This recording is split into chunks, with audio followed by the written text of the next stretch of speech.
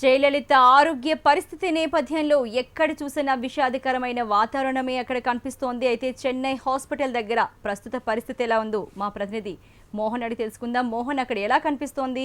భద్రతా బలగాలు ఎలా ఉన్నాయి? అలాగే అభిమానుల ఆందోళన ఎలా కనిపిస్తోంది? భద్రత మధ్యాహ్నానికి ఇప్పటికీ కొంత కట్టుదిట్టమవుతున్నట్టుగా తెలుస్తోంది. కొంత భద్రత కూడా పెంచినట్టుగా తెలుస్తోంది. ఇప్పుడు ఉన్నటువంటి వారందరినీ కూడా అంటే కేడర్ లేకుండా ఉన్నటువంటి వారందరినీ కూడా పంపిస్తున్నటువంటి పరిస్థితి.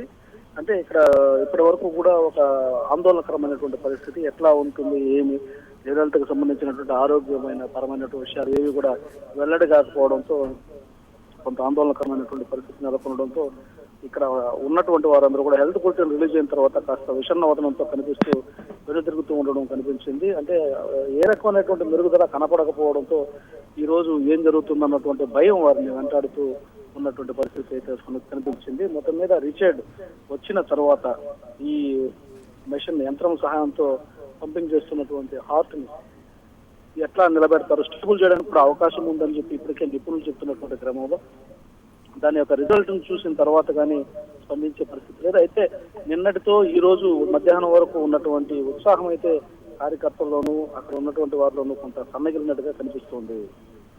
అర్చన, అయితే మరి చూసుకుంటే మోహన్, ఇంతవరకు ఎంత అదనపు బలగాలను పంపించారు? ఇంకా కావాలని తమిళనాడు ప్రభుత్వం కోరుతోంది కదా. ఇంతవరకు చూసుకుంటే భద్రతా బలగాలు ఎన్ని వచ్చాయి ఇక్కడికి? అంటే ఇప్పటి వరకు 13,000 మంది అదనపు బలగాలని ఇక్కడికి రంగంలోకి దించినట్టుగా తెలుస్తుంది. సిఆర్పిఎఫ్ తో పాటుగా సెంట్రల్ లో ఉన్నటువంటి వారి సహకారంతో కూడా తీసుకోవడం జరిగింది.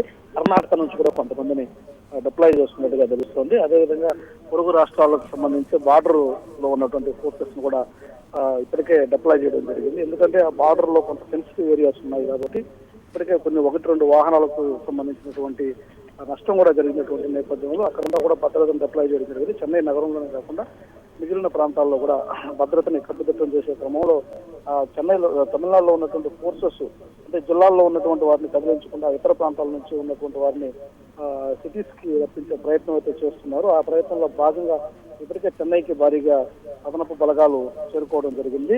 అయితే మోహన్ చూసుకుంటే కొంతమంది చేరుకునే అవకాశం అయితే కనిపిస్తుంది. అర్చన, మోహన్, మరి చూసుకుంటే క్షణాలు గంటలు గడిచే కొద్దీ అందరిలోనూ ఆందోళన ఆతృత కనిపిస్తోంది. హెల్త్ బులెటిన్ ఎన్ని గంటలకు మళ్ళీ రిలీజ్ అయ్యే అవకాశం కనిపిస్తోంది? ఇంతకు ముందు హెల్త్ బులెటిన్లో ఏ రకమైన వార్తను ప్రసారం చేశారు? 5 గంటల తర్వాత మళ్ళీ ఒక హెల్త్ బులెటిన్ వచ్చే అవకాశం ఉందన్నది ఇప్పటివరకు ఉన్నటువంటి అంచనా. అయితే నిన్నటి బులెటిన్ కి ఈ రోజు బులెటిన్ కి ఏమాత్రం వ్యత్యాసం లేదు. క్రిటికల్ పరిస్థితి అలాగే కొనసాగుతోంది. అదనంగా ఈ రోజు మెషిన్స్ పెట్టి ఎక్స్టర్నల్ మెషిన్స్ పెట్టి పంపిణీ చేస్తున్నటువంటి పరిస్థితి ఉంది. క్రిటికల్ కేర్ నిపుణులు పరిశీలనలో ఇవన్నీ కూడా కొనసాగుతోందని చెప్పి కూడా వైద్యులు ప్రకటించడం జరిగింది. అదేవిధంగా అక్కడ ఉన్నటువంటి పరిస్థితిని గమనించినట్లయితే ఆమె ఆరోగ్యం కుదుటపడినట్టుగా కనపడడం లేదు. మల్టిపుల్ ఇబ్బందులు ఉన్నటువంటి పరిస్థితుల్లో ఈ హార్ట్ కు సంబంధించినటువంటి వైద్యం కొనసాగుతోంది. దీని రిజల్ట్స్ పరిశీలన కోసం ప్రత్యేకమైనటువంటి బృందం ఎప్పటికప్పుడు పర్యవేక్షణ చేస్తున్నట్టుగా కూడా పెట్టడం జరిగింది. అంటే అక్కడ చాలా డెప్త్ మీనింగ్ తో రాయడం జరిగింది. ఏ రకమైనటువంటి ఆరోగ్యంలో ఏ రకమైనటువంటి మెరుగుదల కనపడకపోవడంతో కొంత ఆందోళనకరమైనటువంటి పరిస్థితి హెల్త్ బులెటిన్ లో కనిపిస్తుంది. అదే మోహన్, నిన్నటి నుంచి చూసుకుంటే ఆరోగ్యం నిలకడగానే ఉంది, స్థిరంగానే ఉంది, ఏ రకమైన ఫలితం కనిపించట్లేదు అంటున్నారు. అయితే జయలలితకు మధుమేహం ఉండడం వల్లనే ట్రీట్మెంట్ మరింత సంక్లిష్టంగా ఉంది అంటున్నారు కదా. డాక్టర్ రిచర్డ్, ఆయన ఏ డాక్టర్, ఎందులో స్పెషలిస్ట్?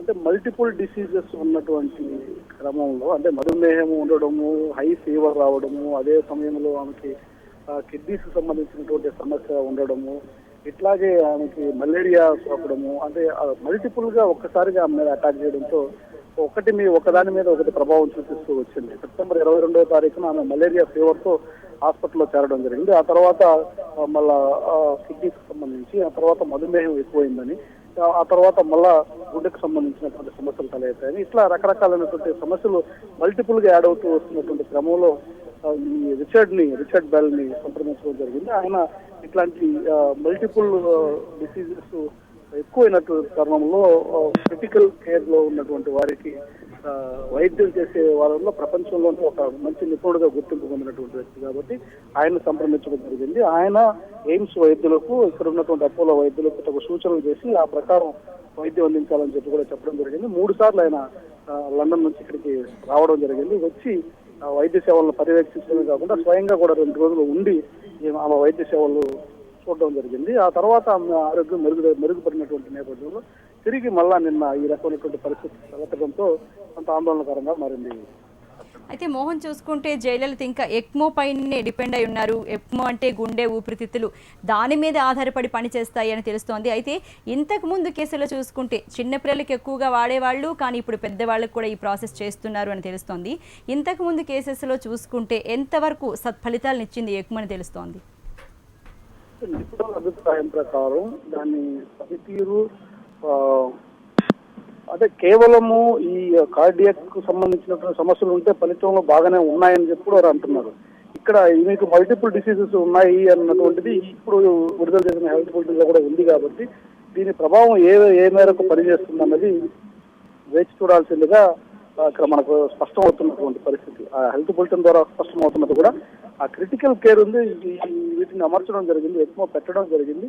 అయితే దీన్ని కూడా ఇది కూడా క్రిటిక్ గానే ఉంది, దీన్ని పరిశీలన చేస్తున్నాము అని చెప్పడం జరిగింది. అంటే అవకాశం ఉన్నట్లయితే దాన్ని పాజిటివ్ మేనర్ లోనే రాసి ఉండేవాళ్ళు కాబట్టి ఆ కోణంలో మనం ఆలోచించినప్పుడు కొంత కష్టతరమైనటువంటి పనిగానే ఇక్కడ చూడాల్సి వస్తుంది. అయితే చూసుకుంటే అక్కడ మేము ఎంతగా ప్రయత్నించినప్పటికీ జయలలిత ఆరోగ్యం మరింత విషమంగా ఉంటోంది అని Apollo hospital chairman Pratap Reddy ప్రకటించినట్టుగా తెలుస్తోంది. అక్కడ మీకు ఏ రకమైన సమాచారం అందుతోంది మోహన్? అదే 75 రోజులుగా కూడా అపోలో వైద్యులు నిరంతరం కూడా ఒక యజ్ఞంలాగా చేశారు. జయలలిత ఆరోగ్యం విషయంలో ఎప్పటికప్పుడు అధునాతనమైనటువంటి టెక్నాలజీని వినియోగించి ఎక్కడ ప్రపంచంలో ఎక్కడ టెక్నాలజీ అందుబాటులో ఉంటే అక్కడ టెక్నాలజీని వినియోగించి ఆమె ఆరోగ్యానికి సంబంధించినటువంటి వైద్య సదుపాయాలు కూడా కల్పించినటువంటి పరిస్థితి అయితే అపోలోలో ఉంది.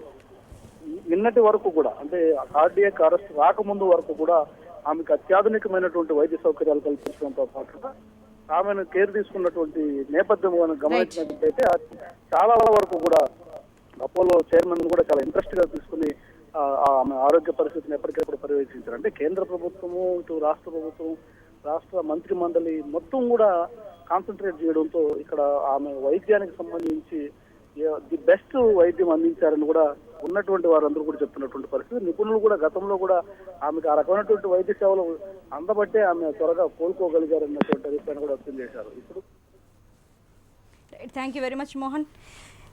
మనం